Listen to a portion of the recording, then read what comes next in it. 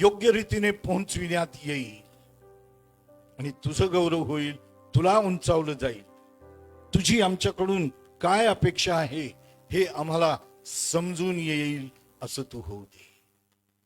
येशूच्या नावाने आमेन.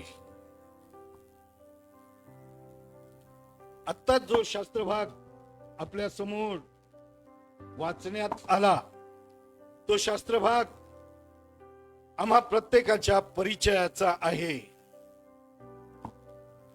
परमेश्वरानं मोशेच्या मार्गदर्शनाखाली सर्व इस्रायल लोकांना इजिप्त मधून बाहेर काढलं आणि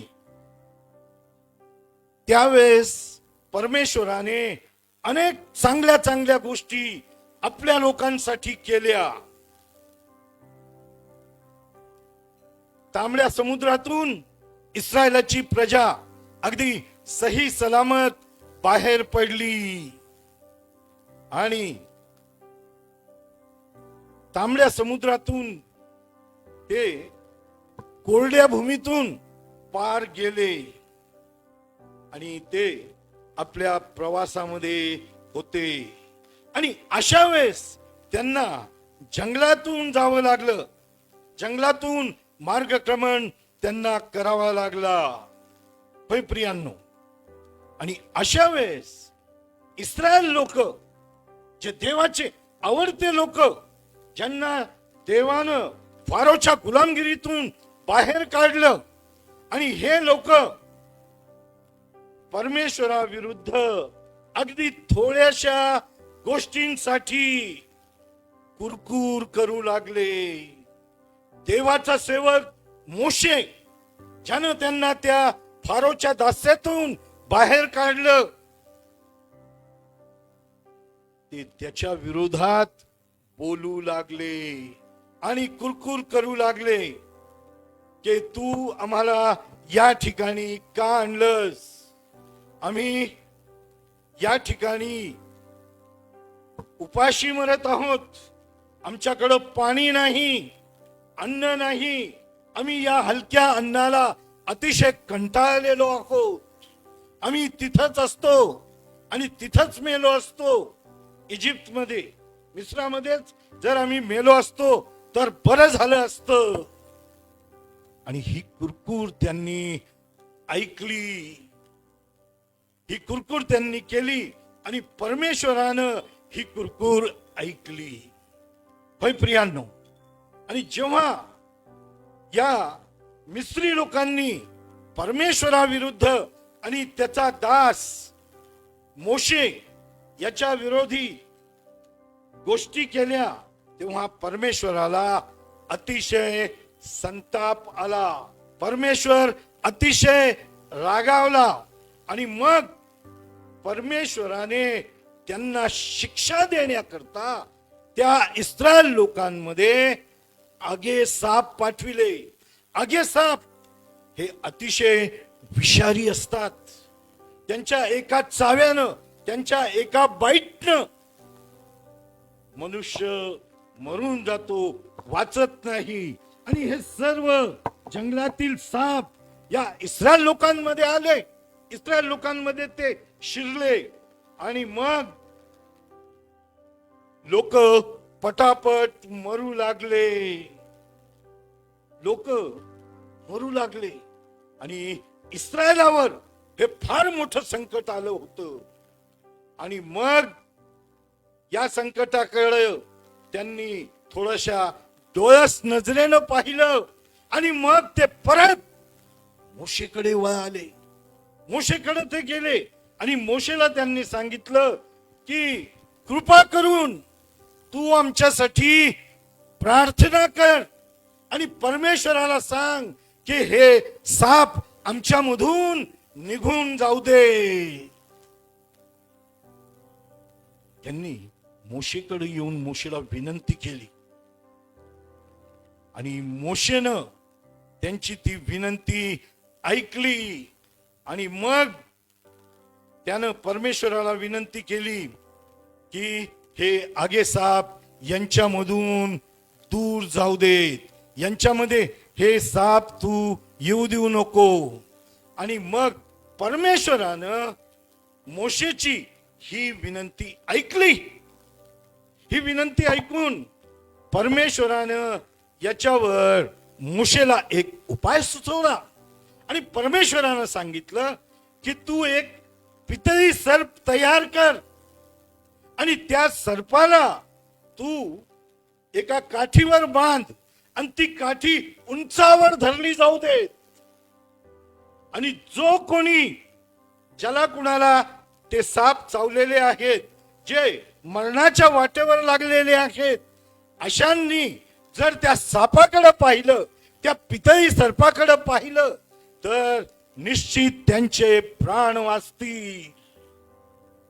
आणि मग परमेश्वराने सांगितल्याप्रमाणे मोशेनं पितळी साप तयार केला. त्या सापाला उंच काठीवर बांधलं आणि उंचावर धरून ठेवलं.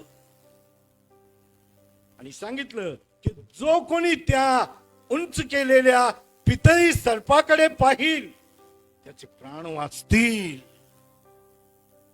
होय प्रियांनो.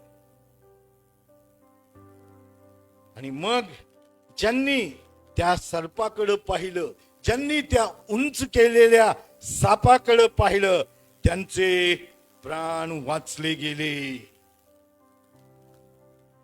त्यांना साप डसले होते तरी त्यांना काही झालं नाही. परमेश्वराने सांगितल्याप्रमाणे त्यांचे प्राण वाचले गेले. अगदी हीच घटना थोडेफार वेगळ्या प्रमाणात आम्ही नवीन करारामध्ये देखील पाहतो. नवीन करारामध्ये आम्ही पाहतो योहानाच्या 3ऱ्या अध्यायामध्ये, योहानाचा जो 3रा अध्याय आहे, त्या 3ऱ्या अध्यायामध्ये आम्हाला त्या ठिकाणी वाचायला मिळतं की निकोदेमस नावाचा एक यहुद्यांचा अधिकारी प्रभू येशू ख्रिस्ताकडे रात्रीच्या वेळेस आला. या निकोदेमसाविषयी आम्हाला अशी माहिती मिळते की हा एक धार्मिक पुढारी होता, यहुद्यांचा पुढारी होता, चांगला शिकलेला होता, विद्वान होता. इतकंच काय की सनेहद्रीन सभेचा हा एक सदस्य होता. त्या काळामध्ये सनेहद्रीन नावाची एक धार्मिक सभा होती आणि चांगले लोक, शिकलेले लोक, धार्मिक लोक या सभेचे सभासद असे. आणि हा निकोदेमस या धार्मिक सभेचा एक सदस्य होता, शिकलेला होता, विद्वान होता, बुद्धिमान होता. आणि हा सभासद प्रभू येशू ख्रिस्ताचं नाव ऐकून, प्रभू येशू ख्रिस्तानं केलेली सेवा आठवून, प्रभू येशू ख्रिस्तानं केलेले चमत्कार पाहून प्रभूला रात्रीच्या वेळेस भेटण्यास तो आला. आपल्याला कोणी पाहू नये, आपल्याला कोणी ओळखू नये की हा इतका मोठा सभेचा अधिकारी आहे आणि हा एका सुताराच्या पोराला भेटायला गेला, रात्रीच्या वेळेस गेला. आणि मग तो जेव्हा प्रभू येशू ख्रिस्ताला भेटायला गेला, प्रभू येशू ख्रिस्तामध्ये आणि निकोदेमसामध्ये जो संवाद झाला, जो वार्तालाप झाला, तो अतिशय महत्वाचा आहे. होय प्रियांनो. त्या ठिकाणी प्रभू येशू ख्रिस्तानं निकोदेमसाला सांगितलं की नव्याने जन्मल्या वाचून कुणालाही देवाच्या राज्यात प्रवेश मिळणार नाही. जुन्या करारातील त्या घटनेकडे आम्ही पाहतो, जेव्हा हे इस्रायल लोक मोशेकडे जातात आणि मोशेला सांगतात की आम्ही तुझ्या विरुद्ध आणि देवाविरुद्ध पातक केलेलं आहे, तेव्हा तू आमच्यासाठी परमेश्वराजवळ प्रार्थना कर. आणि या ठिकाणी प्रभू या निकोदेमसाला एकच सांगत आहे की जोपर्यंत आमचा नवीन जन्म होत नाही, तोपर्यंत आम्हाला स्वर्गाच्या राज्यात जाता येणार नाही. देवानं मोशेला जो सल्ला दिला तो सल्ला आणि प्रभू येशू ख्रिस्तानं निकोदेमसाला जे काही सांगितलं त्या दोन्हीचा अर्थ एकच आहे. प्रियांनो, यावरून आम्हाला हे समजतं की जेव्हा इस्रायल लोकांच्या हातून चूक झाली, त्यांनी पातक केलं, त्यांनी देवाविरुद्ध, देवाच्या माणसाविरुद्ध कुरकुर केली, तेव्हा परमेश्वर संतापला. परमेश्वराला अतिशय राग आला आणि मग परमेश्वराने ते आगे साप त्यांच्यामध्ये पाठवले आणि अनेक इस्रायल लोक मेले. आणि ही चूक त्यांना कळून आली की आपण पातक केलेलं आहे, आपण चूक केलेली आहे. आणि म्हणून ते पुन्हा मोशेकडे गेले. इकडे आम्ही पाहतो हा इतका मोठ्या सनेड्रीन सभेचा सभासद असताना की अगदी गपचूप आपल्याला कोणी पाहू नये म्हणून रात्रीच्या वेळेस प्रभू येशू ख्रिस्ताकडे भेटायला येतो आणि म्हणतो की मी जाणलेलं आहे की हो ना हो, ज्या मसीहाची आम्ही वाट पाहत आहोत ते तुम्हीच आहात, ते तुम्हीच आहात. होय प्रियांनो, यावरून आम्हाला हे समजतं की जो हा सनेड्रीन सभेचा विद्वान मनुष्य, त्यानं स्वतःला ओळखलं होतं आणि त्यानं जाणलेलं होतं की मी देखील एक पातकी आहे आणि या पातकापासून जर मला सुटायचं आहे, या पातकापासून मला मुक्त व्हायचं आहे, तर मला माझ्याकडं कोणताही उपाय नाही. तिकडं इस्रायल लोकांकडे कोणताच उपाय नव्हता. आगे साप त्यांच्या मध्ये शिरलेले होते, आगे साप त्यांना चावत होते, अनेक इस्रायली लोक मरून गेलेले होते. यावरून आम्ही एक गोष्ट समजतो की मानवाकडे आपल्या अपराधासाठी, आपल्या पापांसाठी, चुकांसाठी कोणताच इलाज नाही, कोणताच इलाज नाही. आम्ही आमच्या पैशानं आपली पातकं धुवू शकत नाही. कोणत्याही जगातला साबण आमची पातकं धुवू शकत नाही. इतकंच काय की जगातलं कोणतंही केमिकल आमचे पाप धुवू शकत नाही. आणि म्हणून हा निकोदेमस गपचूप रात्रीच्या वेळेस आलेला होता की मी माझ्या पातकांसाठी काय करू. आणि तेव्हा प्रभू त्याला सांगतो की नव्याने जन्मले वाचून तुला स्वर्गाच्या राज्यामध्ये प्रवेश नाही. होय प्रियांनो, या दिवसांमध्ये म्हणजे लेंटाच्या या उपवास आणि प्रार्थनेच्या दिवसांमध्ये तुम्ही आणि मी अधिकाधिक प्रभूच्या जवळ जाण्याचा प्रयत्न करीत आहोत. आणि म्हणून आम्ही उपास तपास करीत आहोत. आमच्यातील अनेक जण बुधवार शुक्रवार करीत असतील, काहींनी पहिला उपास धरला असेल, काही शेवटचा उपास धरणार असतील, काही 40 दिवस, सर्व 40 दिवस उपवास करणार असतील.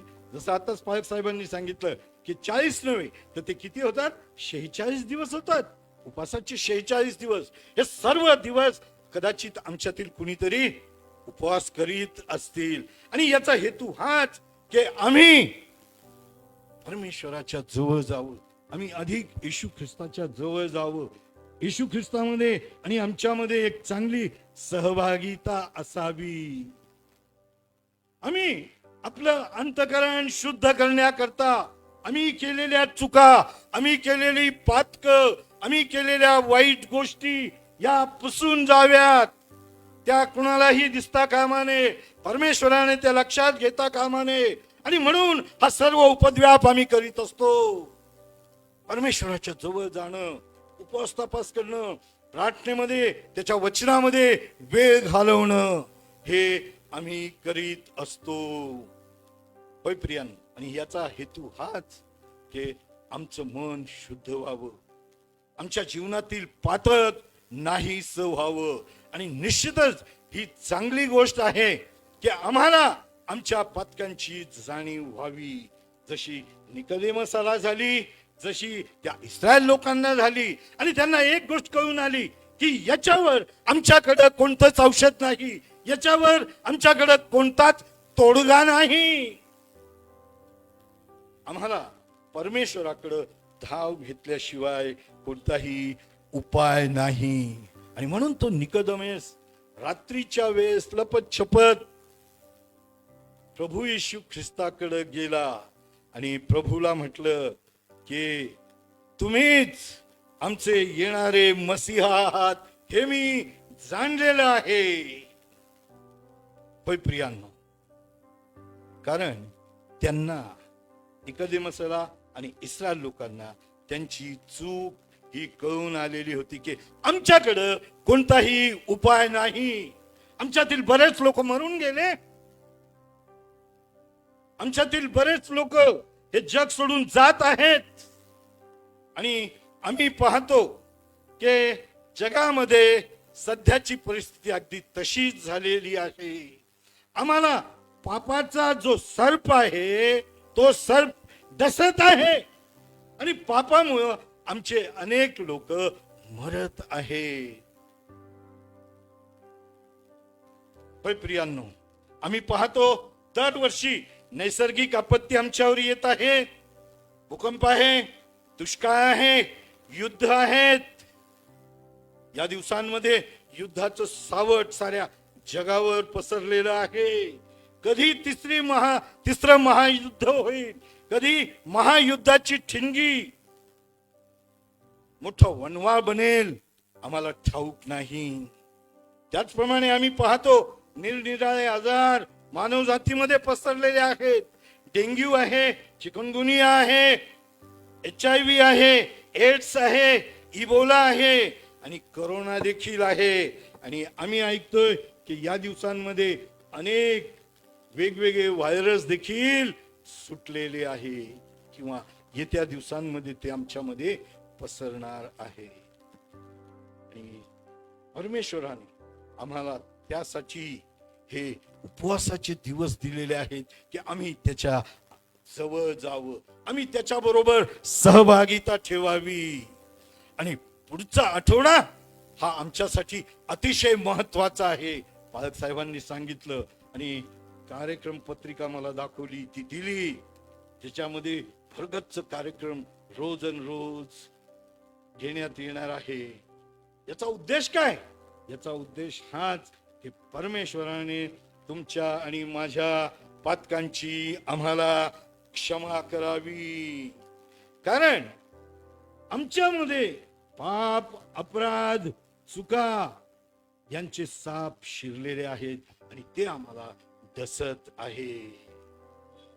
या आजारांनी मनुष्य जात अतिशय घाबरून गेलेली आहे आणि पटापट मरत आहे. अशा वेळेला मानव जर देवाकडे धाव घेणार नाही तर नवलच. होय प्रियांनो, या ठिकाणी प्रभू येशू ख्रिस्ताचा एक मुद्दा आम्हाला दिसतो, तो हा की स्वतः प्रभू येशू ख्रिस्तानं त्या जुन्या करारातील घटनेची नोंद घेतलेली आहे आणि स्वतः प्रभू येशू ख्रिस्तानं निकोदेमस आणि त्याच्या अवतीभोवती जमलेल्या सर्व लोकांना या घटनेची, जुन्या करारातील घटनेची आठवण करून दिलेली आहे. आणि या ठिकाणी साप चावल्यामुळं होणारी व्याधी आणि मनुष्य जातीतील भ्रष्ट स्वभावाचा उघडपणा प्रभू येशू ख्रिस्तानं आमच्या पुढे आणि त्या निकोदेमसा पुढे ठेवलेला आहे. आणि म्हणून प्रभू येशू ख्रिस्त स्वतः हे म्हणत आहे की मनुष्याच्या पुत्राला उंच केलं पाहिजे, यासाठी की जो कोणी त्याचवर विश्वास ठेवतो त्याचा नाश होऊ नये, तर त्याला सार्वकालिक जीवन प्राप्त व्हावं. होय प्रियांनो, वचन 18 मध्ये तो आम्हाला हे देखील म्हणतो की जो विश्वास ठेवतो तो वाचेल आणि जो विश्वास ठेवत नाही त्याचा न्याय निवाडा झालेलाच आहे. होय प्रियांनो, तुमचा आणि माझा न्याय निवाडा हा झालेलाच आहे. निकोदेमसाला नवीन जन्माची आवश्यकता आहे हे स्पष्ट करण्याकरता येशू म्हणतो की नव्याने जन्मल्या वाचून देवाचे राज्य कुणालाही पाहता येत नाही. जे देहापासून जन्मलेले आहेत ते देह आहेत आणि जे आत्म्यापासून जन्मलेले आहेत ते आत्मा आहे. तुम्ही आणि मी कोण आहे? तुम्ही आणि मी देहापासून जन्मलेले तसेच दैहिक राहणार आहोत की तुम्ही आणि मी नवीन जन्म घेऊन आत्म्यापासून आम्ही जन्मलेले बनलेलो आहोत? याचा विचार आम्हा प्रत्येकाला करायचा आहे की मी दैहिक आहे की मी आत्मिक आहे. याचा विचार तुम्ही आणि मी करणं फार गरजेचं आहे. आणि म्हणून पवित्र शास्त्र आम्हाला हे सांगतं की संपूर्ण मानव जाती पातकी आहे. सर्वांनी पाप केले आहे आणि ते देवाच्या गौरवाला अंतरले आहेत. आपण चूक आणि अपराध करतो ही केवळ पापाची समस्या आहे असं नाही, तर आमचा मूळ स्वभाव, आम्ही मातेच्या उदरामध्ये असतानाचेच पातकी आहोत असं राजा दावीद आपल्या स्तोत्र 51 मध्ये म्हणतो की मी मातेच्या उदरामध्ये असतानाच, माझ्या आईने गर्भधारण केलं असतानाच मी पातकी आहे. म्हणून तुम्ही आणि मी हे समजून घेतलं पाहिजे की मला माझ्या पापापासून सुटका करण्याकरता माझ्याकडे कोणताच इलाज नाही.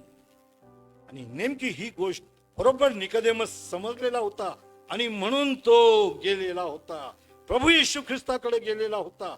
आणि प्रभू येशू ख्रिस्ताला त्याने अनेक गोष्टी विचारलेल्या होत्या. रोमकरास पत्र 5 अध्याय आणि वचन 12, रोम 5 आणि 12 ते असं म्हणतं की एका मनुष्याद्वारे पाप जगामध्ये आले आणि पापाच्या द्वारे मरण आले आणि सर्वांनी पाप केल्यावरून सर्व मनुष्यात मरण पसरले. सर्व मनुष्यात मरण पसरलं. ज्याप्रमाणे इस्रायल लोकांना सर्पदंश होत असताना त्यावर त्यांच्याकडे कोणताच इलाज नव्हता, अगदी त्याचप्रमाणे मानवाकडे देखील पापाची लागण झाल्यामुळे त्यापासून वाचण्यास, बरे होण्यास कोणताच उपाय नाही. यावर स्वतः व्यतिरिक्त इतर कोणाच्या तरी मदतीची आम्हाला गरज आहे. मला गरज आहे, पालक साहेबांना गरज आहे, तुम्हातील प्रत्येकाला इतर कोणाची तरी गरज आहे. आणि तो इतर कोण आहे? आमचा प्रभू येशू ख्रिस्त आहे. प्रभू येशू ख्रिस्तच आमच्या पापांची क्षमा करू शकतो. प्रभू येशू ख्रिस्ताकडेच आम्ही धाव घेऊ शकतो. आणि म्हणून परमेश्वराने आम्हाला हे उपवासाचे दिवस दाखवलेले आहेत यासाठी की आम्ही अधिक त्याच्या जवळ जावं. जसा निकोदेमस लपत छपत गेलेला होता, अगदी तसंच आम्हाला प्रभू येशू ख्रिस्ताकडेच जाणं गरजेचं आहे. होय प्रियांनो, तुम्ही आणि मी प्रभू येशू ख्रिस्ताच्या सानिध्यामध्ये किती वेळ असतो? आम्ही आपलं मनोगत त्याला किती सांगतो? आणि तो आमच्या बरोबर कितीदा बोलतो? याचा विचार या दिवसांमध्ये आम्ही करणं गरजेचं आहे. बस प्रियांनो, तुमच्याकडे आणि माझ्याकडे पापापासून वाचण्यासाठी फक्त एकच इलाज आहे आणि तो म्हणजे प्रभू येशू ख्रिस्त. आणि त्याच्याकडेच आम्हाला जायचं आहे. कारण प्रभू येशू ख्रिस्ताला कवटी म्हटलेल्या ठिकाणी, त्या उंच ठिकाणी, त्या टेकडीवर, त्या वधस्तंभावर उंच केलं गेलं. त्याचा हेतू हाच होता की सर्वांनी त्याच्याकडे पाहावं, सर्वांनी त्याच्याकडे लक्ष द्यावं, सर्वांनी आपलं मनोगत त्याला सांगावं. आणि जो कोणी त्या उंच केलेल्या पितळी सर्पाकडे पाहिल त्याचे प्राण वाचतील. जो कोणी त्या कवटी म्हटलेल्या टेकडीवर उंच केला गेलेला आहे त्याच्याकडे पाहतील त्यांचे प्राण वाचतील. आणि म्हणून आम्ही पाहतो की स्तोत्र संहिता 121 मध्ये देखील राजा दावीद काय म्हणतो, मी आपली दृष्टी पर्वतांकडे लावतो. तुमची आणि माझी दृष्टी कुठे आहे? प्रियांनो, हा आमच्या समोर एक मोठा प्रश्न आहे की आम्ही प्रभू येशू ख्रिस्ताकडे पाहतो का? आम्हाला प्रभू येशू ख्रिस्ताकडे पाहणं फार गरजेचं आहे. आमच्याजवळ आमच्या स्वतःचा इलाज नाही, तर आम्ही प्रभू येशू ख्रिस्ताकडे जावं, प्रभू येशू ख्रिस्ताकडे आम्ही पाहावं. कारण त्याला उंच करण्यात आलेलं आहे. त्याला कवटी म्हटलेल्या त्या ठिकाणी त्याला उंचावर नेण्यात आलं आणि त्याला त्या वधस्तंभावर देण्यात आलं. होय प्रिया, तुम्ही त्या उंच केलेल्या प्रभू येशू ख्रिस्ताकडे पाहणारे आहात का? तुम्हाला आणि मला त्याच्याकडे आपली दृष्टी लावणं गरजेचं आहे, कारण त्याला उंच केलं गेलेलं आहे. आणि त्या प्रभू येशू ख्रिस्ताकडे जेव्हा आम्ही पाहू, जेव्हा आम्ही त्याला आपला तारणारा म्हणून स्वीकारू, तेव्हाच आमचे प्राण वाचणार आहेत. कारण तुम्हाला आणि मला पापाचे साप डसलेले आहेत. हे पाप आमचा जीव घेणार आहे. आणि म्हणून तुम्हाला आणि मला जर वाचायचं आहे तर त्या कवटी म्हटलेल्या ठिकाणावर, त्या उंच टेकडीवर जो प्रभू येशू ख्रिस्त त्या वधस्तंभावर टांगला गेला, त्याच्याकडे पाहणं फार गरजेचं आहे. होय प्रियांनो, या ठिकाणी आम्ही पाहतो त्या जंगलातल्या गोष्टीकडे प्रभू परमेश्वरानं 3 गोष्टी त्या लोकांना सांगितल्या. 3 गोष्टी. आणि त्या 3 गोष्टी गणना 21 आणि 8 यामध्ये आम्ही वाचतो की परमेश्वर मोशेला म्हणाला, आग्या सापाची एक प्रतिमा करून ध्वजस्तंभाला टांग, म्हणजे सर्पदंश झालेल्या कोणी माणसाने तिच्याकडे पाहिले तर तो जगे. आम्हाला त्या उंच केलेल्या सापाकडे पाहायचं आहे. या ठिकाणी पितळी साप आणि आग्या सापाची प्रतिमा आम्हाला दिसून येते, मात्र त्या सापामध्ये कोणत्याही प्रकारचं विष नव्हतं. त्या सापामध्ये कोणत्याही प्रकारचं विष नव्हतं. आपण कदाचित पाहिलं असेल, जे मेडिकलचे लोक आहेत त्यांना हे ठाऊक आहे की ॲम्ब्युलन्सवर लिहिलेलं असतं, एखाद्याच्या लेटर हेडवर एक चिन्ह असतं, आणि ते चिन्ह कोणतं असतं? एक काठी असते, आणि त्या काठीवर तो साप लपेटलेला दाखवलेला असतो. ते कशाचं चिन्ह आहे? ते परमेश्वरानं मनुष्य जातीला आरोग्य पाहिजे तर त्या सापाकडे तुम्ही आणि मी पाहावं, हे ते चिन्ह दर्शवतो. मेडिकलच्या लोकांना हे ठाऊक असेल की तो काठीला लपेटलेला साप त्याचं चिन्ह दाखवलेलं आहे, आणि ते आरोग्याचं प्रतीक आहे. आरोग्याचं प्रतीक आहे. आणि म्हणून ॲम्ब्युलन्सवर आम्ही पाहतो, डॉक्टर लोकांच्या त्या बोर्डवर आम्ही ती काठी आणि तो साप पाहतो, कारण ते आरोग्याचं लक्षण आहे, जे परमेश्वराने जवळजवळ 3-3.5 हजार वर्षापूर्वी तुमच्यासाठी आणि माझ्यासाठी ते चिन्ह दिलेलं होतं. होय प्रियांनो, आणि परमेश्वराने सांगितलं की त्या आग्या सापाची एक प्रतिमा करून ध्वजस्तंभाला टांग, म्हणजे सर्पदंश झालेल्या कोणी माणसाने तिच्याकडे पाहिलं तर तो जगेल, तर तो जगेल. होय प्रियांनो, या ठिकाणी पितळी साप आणि आग्या सापाची प्रतिमा, पण या सापामध्ये कोणत्याही प्रकारचं विष नव्हतं, कोणत्याही प्रकारचं जहर त्याच्यामध्ये नव्हतं. उलट जे कोणी त्याच्याकडे पाहतील ते वाचले जातील. ही आज्ञा आहे, ही आज्ञा केलेली आहे की आम्ही अगदी तसंच त्याच्याकडे पाहावं. हाच उपचार पापामध्ये मरत असलेल्या माणसाला देवाने पुरवलेला आहे.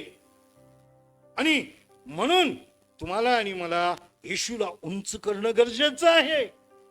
येशूला उंच करणं गरजेचं आहे आणि त्याच्याकडं पाहत राहणं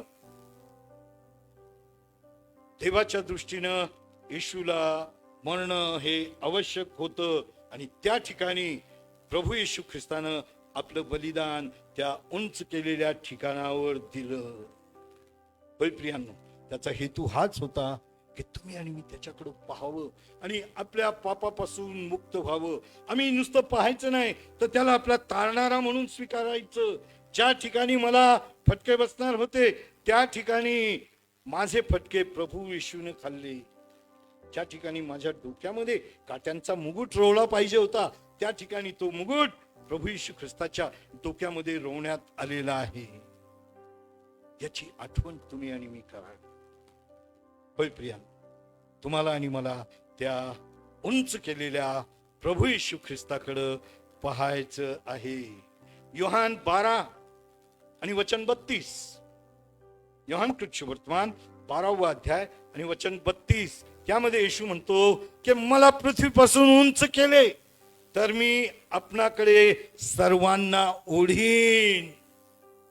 आपणाकडे सर्वांना ओढीन याचा अर्थ असा की जे त्याच्याकडे पाहतील त्यांनाच तो आपल्याकडे ओढणार आहे. ज्यांनी त्याच्याकडे पाहिलं, ज्यांनी त्याला ओळखलं की हाच तारण देणारा आहे, हाच माझ्यासाठी बलिदान करणार आहे, ही गोष्ट ज्यांनी ओळखली त्यांना तो आपल्या जवळ ओढून घेणार आहे.